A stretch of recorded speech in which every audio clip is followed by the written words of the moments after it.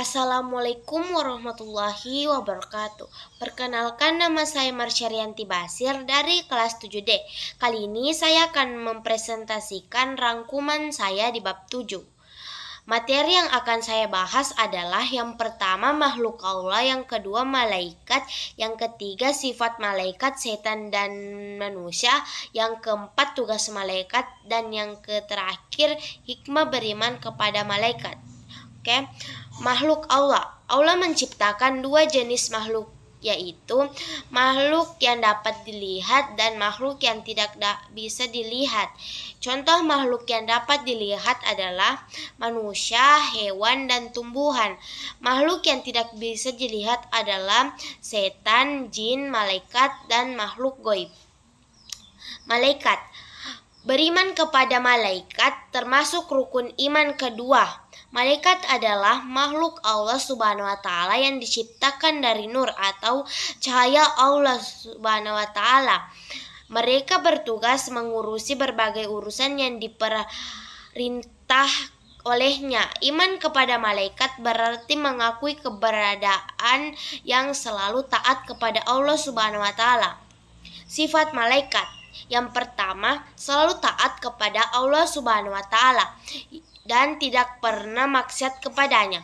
Yang kedua, sesuai kehendak Allah Subhanahu wa Ta'ala. Malaikat dapat berubah wujud. Yang ketiga, malaikat tidak makan dan minum. Yang keempat, tidak berjenis kelamin.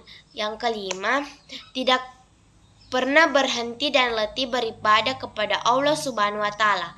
Yang keenam, mendoakan hamba yang menunggu sholat berjamaah. Sifat setan. Diciptakan dari nyalanya api. Makhluk gaib. Ada yang patuh dan durhaka, memiliki nafsu seperti manusia, makan dan minum. Sedangkan sifat manusia yaitu berasal dari tanah, makhluk kasat mata seperti jin, ada yang taat dan durhaka, memiliki potensi biologis seperti makan dan minum, potensi berpikir yang dapat berubah, memiliki hawa nafsu.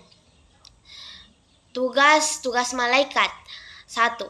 Wahyu kepada Nabi dan Rasul disampaikan oleh Jibril. Yang kedua, malaikat Mikail bertugas sebagai pengatur kesejahteraan makhluk. Yang ketiga, Israfil memiliki tugas meniup terompet sangkakala pada hari kiamat dan saat hari kebangkitan di padang mahsyar. Yang keempat, Israfil memiliki tugas mencabut nyawa seluruh makhluk hidup. Yang kelima, Munkar memiliki bertugas bertanya kepada orang yang berada dalam kubur.